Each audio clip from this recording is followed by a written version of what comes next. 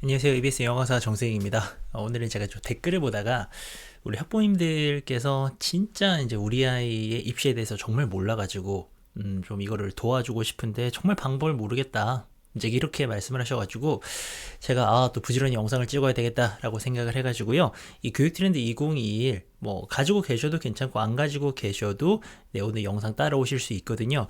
그래서 고등학교에서 대학교 가는 방법에 대해서 이걸 좀 설명드리려고 하는데 제가 이제 교육 트렌드를 매년 1월 1일 이제 전자책의 형태로 뭐 전자책이라고 하지만 이제 받아보신 분들 알겠지만 이제 PDF 파일이에요. 이 PDF 파일로 한 100페이지 정도를 제가 매년 1월 1일에 만들어야겠다라고 생각한 것도 이런 뭐 굉장히 트렌디한 소재들 이런 것들뿐만 아니라 사실은 굉장히 이제 기본적인 내용들조차도 어디서 이제 설명을 들을 데가 없죠. 내가 예를 들어서 고등학교 학부형이 됐는데 이런 부분들에 대해서 자 이제 고등학교 학부형 되신 분들 다 모이세요 라고 해가지고 아주 친절하게 이렇게 뭐 A부터 Z까지 다 이렇게 설명을 해주느냐 라고 한다면 그런 게 아니잖아요. 마치 우리가 그냥 부모가 되어서 진짜 막 몸으로 부딪히면서 시행착오 겪으면서 부모가 되어가듯이 고등학교 이 학부모가 됐다 그래도요 이제 이런 부분들이 자세한 설명이 없어요. 그래서 부딪혀야 되는데 근데 사실은 이거는 부모 되는 것보다 더 어려운 것 같아요. 부모 되는 건데 또 하다 보면은 좀 부모 역할 하게 되는데 이런 부분들은 정말 고3이 될 때까지도 전혀 모르시는 채로 그렇게 정말 마지막에 막 대학 갈 때까지도 이거를 잘 이해를 못 하시고 그냥 넘어가는 경우가 굉장히 많습니다. 근데 이게 뭐가 문제냐면은 정보가 이렇게 격차가 나버리면은 아이들이 부모님 말씀을 잘 안 듣습니다. 그러니까 아이들도 답답한데 이걸 이제 어디 가서 얘기를 하고 싶고 이래도요 이제 부모님들도 잘 모르시다 보니까는 대화가 안 통하는 거죠. 그래서 이제 갈등이 더 깊어지는 그런 경우가 많아서 제일 좋은 건 뭐냐면은 이 부모님들이 어렸을 때는 애기들 다 챙겨주시잖아요. 그런 것처럼 고등학교에서도 기본적인 부분들을 아시고 좀 이렇게 같이 보듬어 가면서 챙겨가면서 합리적인 이 방향을 찾아가시는 게 가장 좋습니다. 제가 이제 그걸 도와드리기 위해서 보시면은 이 교육 트렌드에 고등학교부터 시작을 합니다. 초반에는 그에 알아야 될 교육 트렌드들 다뤄드리고요.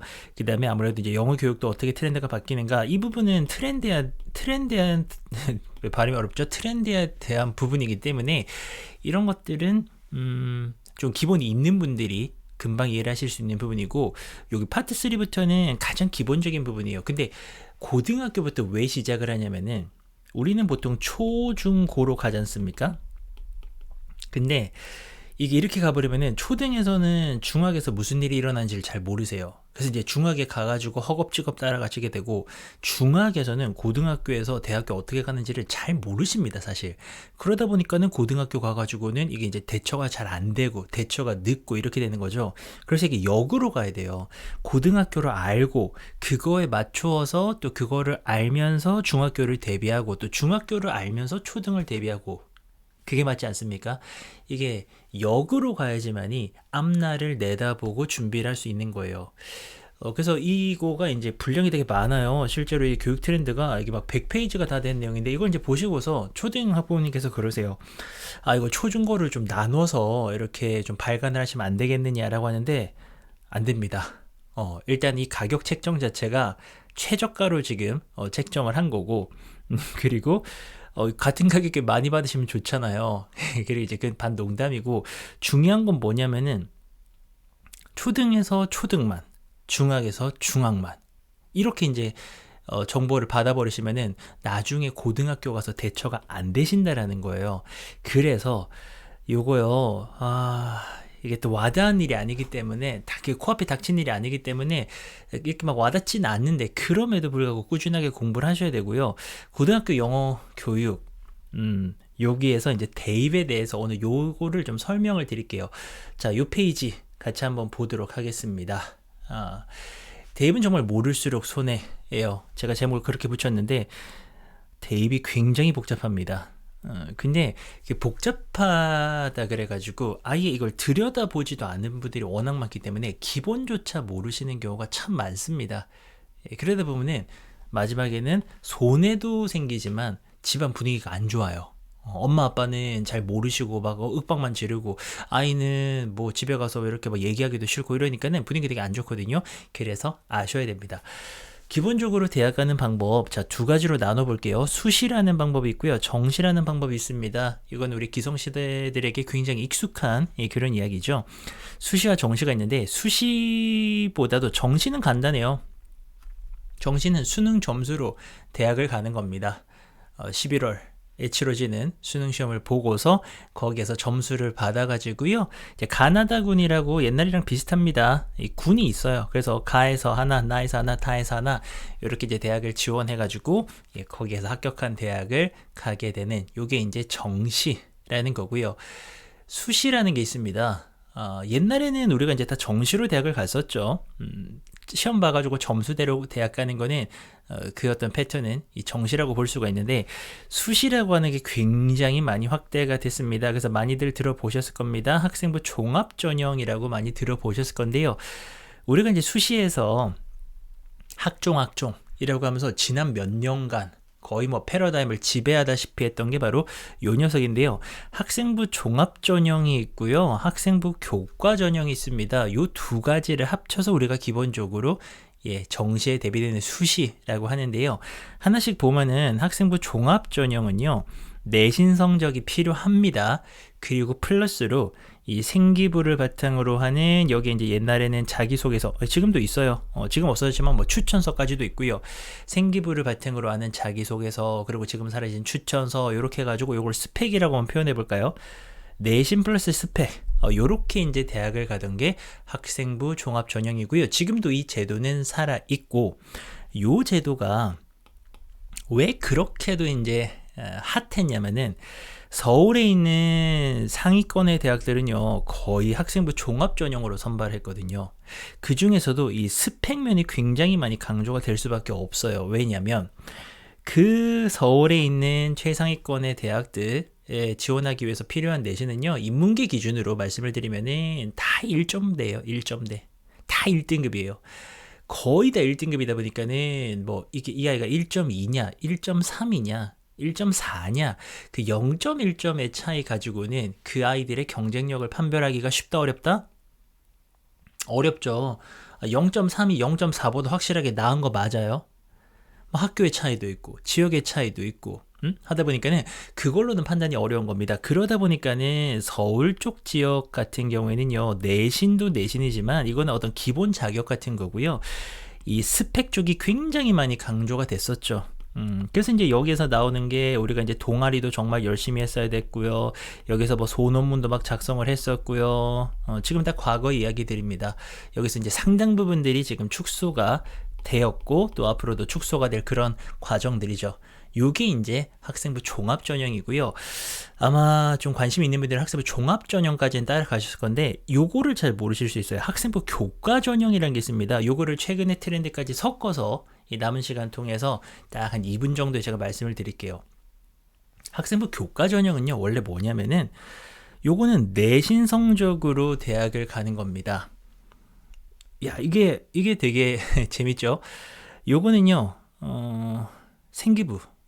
생기부에서 그냥 아주 기본적인 것만 봐요. 뭐 출결 뭐 이런 것만 보고요. 이거는 뭐 거의 뭐 스펙을 안 본다고 봐야 되는 것이고, 내신 성적만 가지고요, 이제 이거는 진짜 컴퓨터가 계산하는 겁니다. 그래서 진짜 뭐 2.3이 붙고 2.4는 떨어지고 이런 식으로 컴퓨터가 계산한 그 내신 성적 순위에 따라 가지고요, 대학을 가던 건데, 이 학생부 교과 전형에 대해서 우리 학부모님들이 알아두시면 좋은 게 뭐냐면은, 원래 얘네들은 지방으로 갈수록 교과 전형이 좀 많았습니다.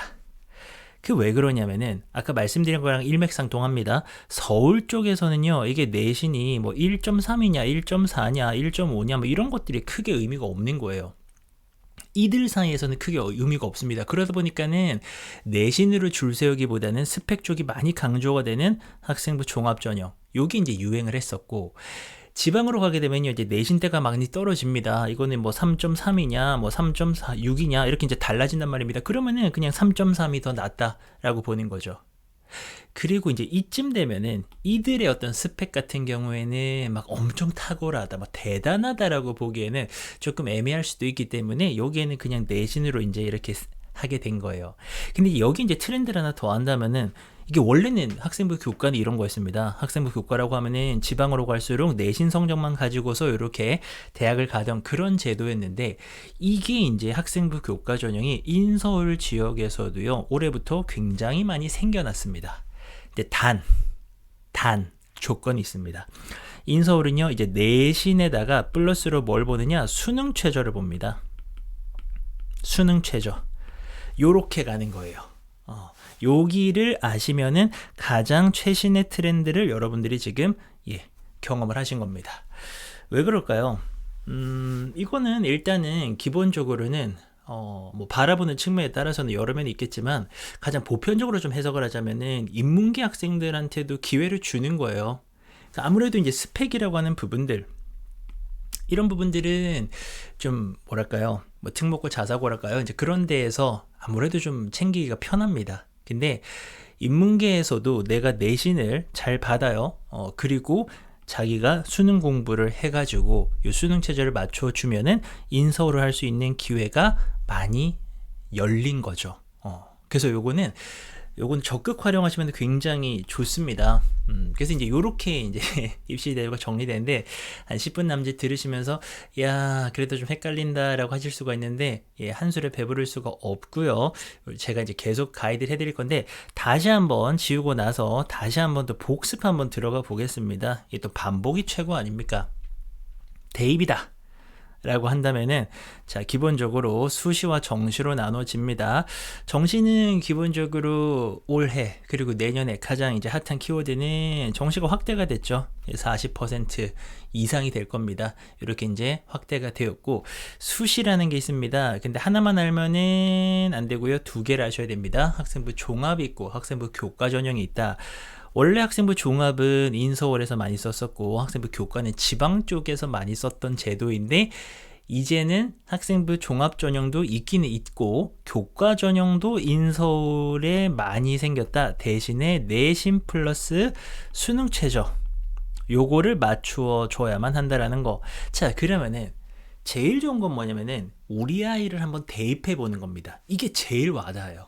이렇게 설명 듣기보다는 우리 아이를 딱 대입해 보면은, 고1입니다. 내신 성적을 받았습니다. 근데 1등급 때는 별 뭐 걱정할 게 없습니다. 1등급 때는 그냥 학생부 종합 전형으로 이제 가도 되는 건데, 이제 2등급 때, 3등급 때 막 이렇게 돼버리면은 조금 이제 목표하는 대학에 따라서는 애매해질 수도 있거든요.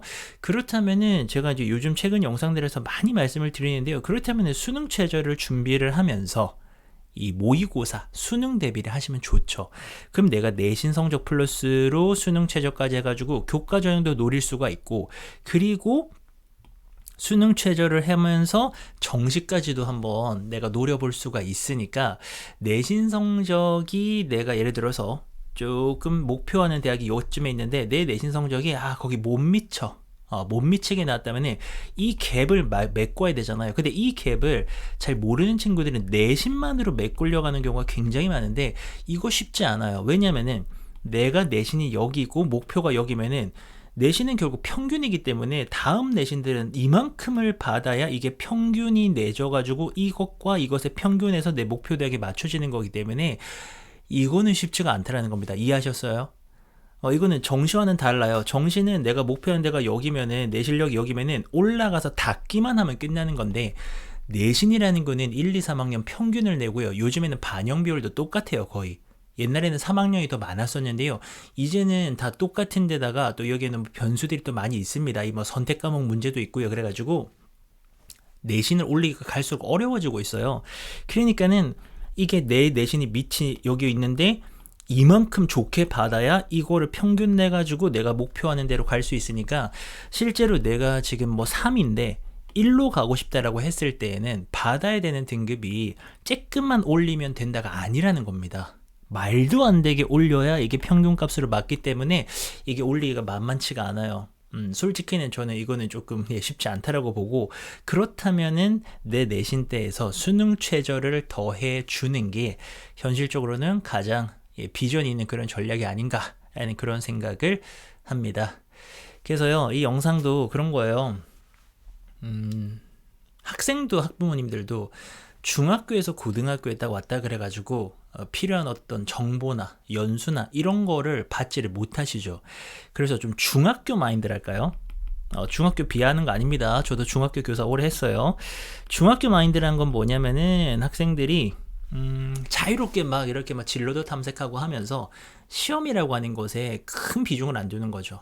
뭐 중간고사, 기말고사, 시험철에만 딱딱딱 공부를 하고, 그러니까 시험 때 시험 공부 열심히 하고 좋은 성적 받고 나머지 기간에는 좀 자유롭게 보내고, 요게 이제 약간의 중학교식 마인드인데 그거를 그대로 고등학교 가져와서 그냥 시험만 잘 보면 되겠지, 중간고사 기말고사 잘 보면 되겠지, 이번엔 못 봤지만 다음에 잘 받으면 되겠지, 이렇게 생각하는 학생들이 되게 많은데요, 굉장히 막연한 겁니다.